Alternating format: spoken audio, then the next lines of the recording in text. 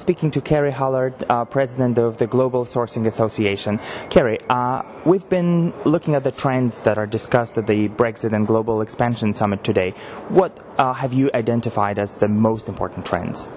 The trends are the ones that we've been talking about for a little while, actually, that we uncovered with our Vision for 2020 research. So key trends are digital transformation and the impact of digital and how organisations are managing to adapt to the digital challenge, the roles that the sourcing community have to play in that and helping big traditional bricks and mortar businesses digitalise their operations.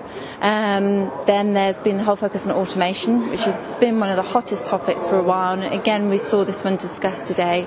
What's the impact of robotics, process automation and artificial intelligence within organisations, and the impacts that that's actually going to have on jobs as well as roles globally in any organisation. We've also been talking about the other disruptors, the Internet of Things, the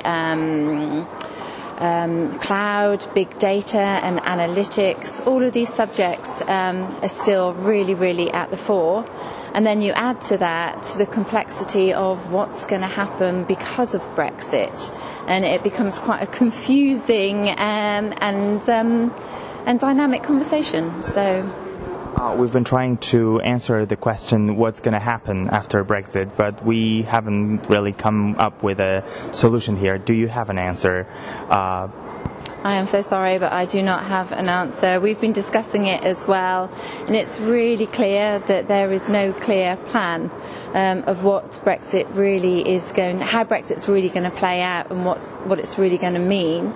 But there are some positive takeouts at the moment, and that is that we've just got to keep focusing on business, moving forward, and make the sort of decisions that drive our businesses and take our businesses forward the best we can without putting all business on hold. And we've seen some negatives. We've seen some businesses obviously leave the London area or talk about leaving London as their headquarters, but then we've seen others move on in. So there are positives, there are negatives, and I think it's going to carry on that way for a little while yet. But yeah, my advice is just move forward with your own business and don't put too much on hold. The Global Sourcing Association has recently rebranded, and you've adopted the global standards. What does it really mean for the sector? Okay, so we were the National Outsourcing Association for 29 years, so this move was a really big move for us. It is actually an evolution of our name. We're still an industry association and a professional body. The move from national to global is pretty obvious because obviously it's a global industry that we're actually working in, and having a standard and having a qualification that's relevant just for the United Kingdom, isn't relevant, clearly. And then obviously the move from outsourcing to sourcing, that's caused quite a few comments and a few ripples, and it's just sort of, are you abandoning outsourcing? Is that because outsourcing's got a bad reputation? No, it's not. It's because we're more than just outsourcing. The advice and the services we provide and the subjects we cover shared services, global business services, and also the huge impact that automation is having on this space has been an alternative sourcing model. So it's a natural evolution to move to the Global Sourcing Association. And we've done so with fantastic support. So we had our launch event in Bulgaria, in Sofia, with the President of Bulgaria just 10 days ago. But we also brought to the table 25 different countries that have reviewed the Global Sourcing Standard, which we've spent 8 years developing. They've reviewed the 150 pages of best practice and have actually said, yeah, this all makes sense. This actually gives the industry for the first time one unified view of global sourcing best practice that both the buyers and the service providers can be accredited to. So everybody's now singing from the same hymn sheet.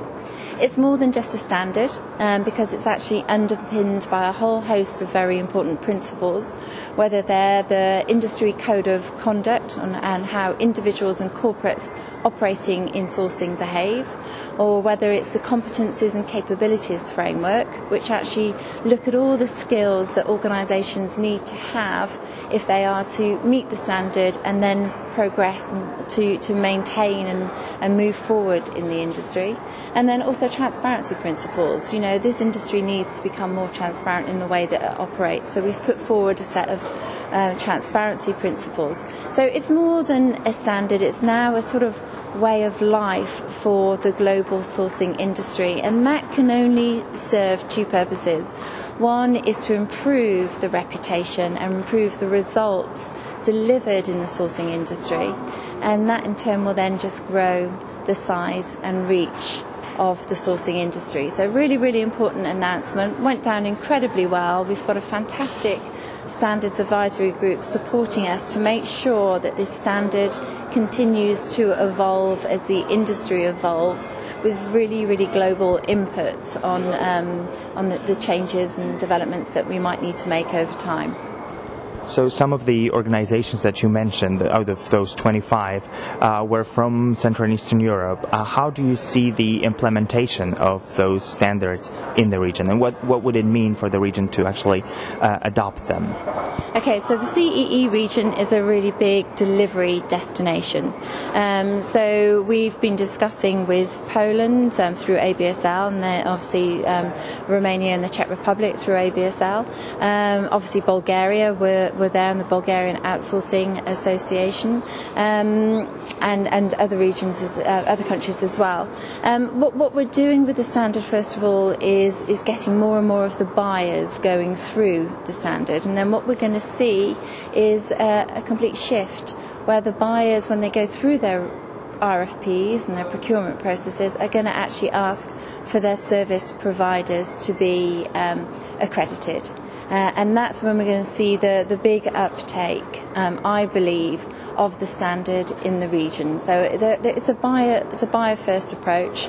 And those service providers and those countries and those industry associations in those countries that start promoting the standards and the qualifications early doors will be best placed to win when the buyers start enforcing the requirement for their service providers to be accredited. So we're seeing huge savings being cited by our buyers that have gone through the corporate accreditation programme, and they are actually saying that they believe their service providers will equally see huge savings from going through the corporate accreditation programme. So the focus on this standard is not to help buyers get things cheaper and save more money, it's to actually bring a harmony and a unified view in the way that buyers and service providers can align themselves, align their business objectives, and collaborate much better on the end-to-end life cycle model for their sourcing and outsourcing arrangements that will really benefit both sides. So those that come on early, I think, will win the game. Kerry Hallard, President of the Global Sourcing Association. Thank you.